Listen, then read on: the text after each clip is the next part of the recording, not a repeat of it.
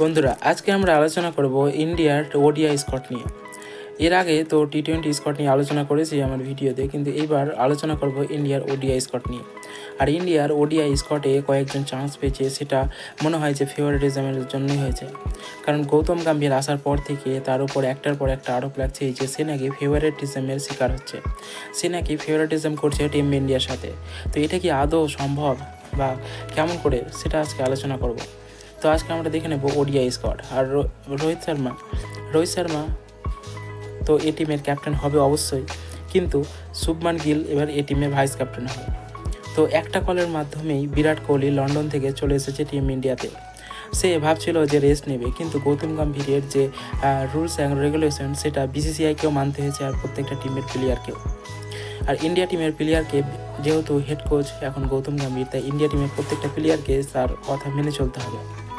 তো আজকে চলো তার স্কোয়াড আলোচনা করা যাক।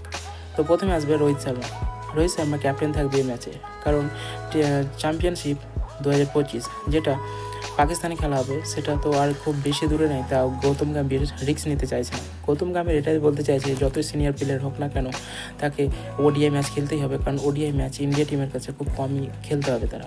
আর তারপরে শুভমান গিল যেমন টি-20তেও ভাইস ক্যাপ্টেন, সেমন ওডিআই টিমেও ভাইস ক্যাপ্টেন। কিন্তু ভাইস ক্যাপ্টেন নিয়ে শুভমান গিল সম্পর্কে অনেকজন অনেক কথাই বলছে, কারণ শুভমান গিল টি-20তে তো ফিট বসেই না। ওয়ানডেতে ঠিক আছে, ওয়ানডে ভালো খেলে শুভমান গিল, কিন্তু টি-20তে ফিট বসে না, কারণ সেখানে ঋতুরাজ গায়কোয়াড়, অভিষেক শর্মা মতো বড় বড় প্লেয়াররা, মারমুখে ব্যাটাররা সেখানে আছে। তো শুভমান গিলকে ভাইস ক্যাপ্টেন বানিয়ে কি পুরো জায়গাটা ব্লক করে দিয়েছে বিসিসিআই? বন্ধু, তোমরা কমেন্ট অবশ্যই কেন। আর তারপরে 3 নম্বরে খেলবে বিরাট কোহলি লন্ডন থেকে ফিরেছে। টি-20 বিশ্বকাপ জেতার পর বিরাট কোহলি রেস্ট নিতে চাইছিল, কিন্তু গৌতম গম্ভীরের একটা ফোন কলে, সে 2 ঘন্টা ফোন কল হয় বিরাট কোহলির সাথে। তারপরে সে আবার ইন্ডিয়াতে ফিরে আসে এবং সেখান থেকে শ্রীলঙ্কা যেতে বাধ্য হবে। আর তারপরে টিমে রাহুলের বাপসি হয়েছে, কারণ আমরা ভাবছি রাহুল স্লো খেলে, কারণ রাহুল এর আগে বিশ্বকাপ 2023-এও স্লো খেলেছিল, আর কয়েকটা কারণে বিশ্বকাপ হেরে গেছিল টিম ইন্ডিয়া। রাহুল এবার উইকেট কিপার হিসেবে আসছে। আর 4 নম্বরে খেলবে ঋষভ পান্ত টি-20 ব্যাটার যেমন, তেমন ওয়ানডেতেও তাকে চান্স রাখা হয়েছে। এখানে মাত্র 2টা উইকেট কিপার রাখা হয়েছে, রাহুল, ঋষভ পান্ত। মনে হয় ওয়ানডেতে রাহুলকে খেলানো হবে, ঋষভ পান্ত রিজার্ভে থাকবে। আর তারপরে শ্রেয়াস আইয়ার।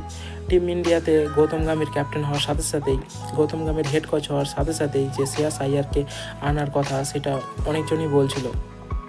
শিবম যেভাবে শ্রেয়াস আইয়ার ভালো ব্যাটার, এর আগে সে বিশ্বকাপে খুব ভালো খেলেছে ওয়ানডেতে, তাই তাকে চান্স দিয়েছে, এরকম কোনো ব্যাপার না, কারণ গৌতম গম্ভীর রুলস অ্যান্ড রেগুলেশনের বিপক্ষে যায় না।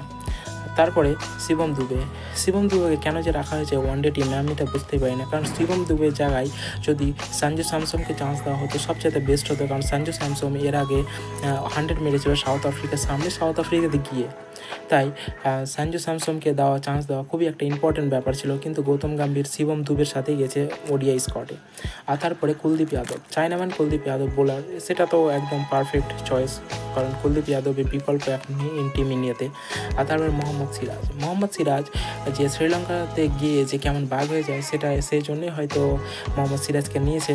আর মোহাম্মদ সিরাজ এবারও এর আগে যেহেতু ভালো বল করেছিল, বিশ্বকাপে ভালো বল করেছে, আর তাই মোহাম্মদ সিরাজকে চান্স দিয়েছে শ্রীলঙ্কার সাথে। তারপর ওয়াশিংটন সুন্দর আইপিএলে বারবার ইম্প্যাক্ট প্লেয়ার হিসেবে খেলেছিল, তাই ইম্প্যাক্ট প্লেয়ার হিসাবে খেলে যে আইপিএলে সে ব্যাটিংয়ে হিসাবে সে ভালো রান করেছে, কিন্তু বোলিং হিসাবে তার অতটা ভালো পারফর্ম ছিল না।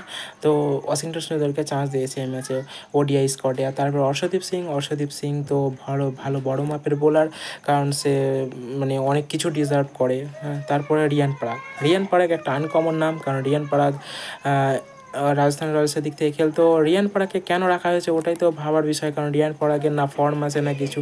সে আইপিএলে কয়েকটা ম্যাচ ভালো খেলেছে বলেই তাকে এই টিমে চান্স দেওয়া হয়েছে, কিন্তু মনে হয় যে সঞ্জু স্যামসনকে চান্স দিলে সবচেয়ে বেটার হতো ম্যাচটা।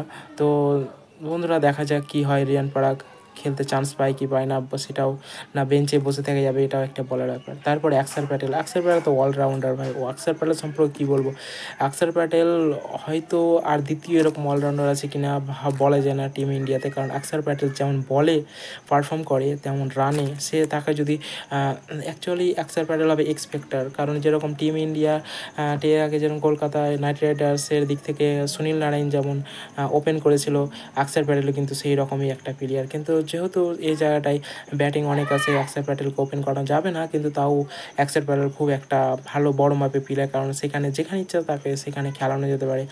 খালিল আহমেদ তো দিল্লির দিক থেকে ভালো বল করেছিল এবার আইপিএলে, কিন্তু তারপর সেটা দেখেই তাকে ওয়ার্ল্ড কাপে নিয়ে যাওয়া হয়েছিল, কিন্তু ওয়ার্ল্ড কাপে সে রিজার্ভে ছিল, রিজার্ভ থেকে আর খেলতে চান্স পায়নি।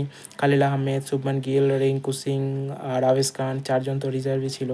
আর তারপর হর্ষিত রানা, এর নামটা প্রথম, কারণ হর্ষিত রানা ওডিআই টিমে যে চান্স পাবে সেটা ভালো, মানে এখানেই গৌতম গম্ভীর বারবার মানে বিতর্কের মধ্যে পড়ছে, কারণ হর্ষিত রানা একটা টি-20 বোলার, আর হর্ষিত রানা তাকে যে মানে কলকাতা নাইট রাইডার্স দিক থেকে ভালো বল করেছে, কিন্তু তাকে যদি চান্স দিতেই হতো তাহলে টি-20তে চান্স দিতে হতো তাকে কারণ ওয়ান ডে তো আমরা দেখিনি হর্ষিত রানাকে খেলতে সেরকম, হয়তো ডোমেস্টিক কয়েকটা ম্যাচ খেলেছে বা বেশি ম্যাচই খেলুক, হর্ষিত রানা তো টি-20র জন্যই বেস্ট, মানে টি-20র জন্যই তো সে বল করে, টি-20র জন্য সেট করে আছে, আর এখানে ওয়ান ডেতে 10 ওভার বল করতে হবে, এটা মুখের কথা না, আর সে তার রিদম ধরে রাখতে পারবে কিনা সেটাও বলার দেখার বিষয়।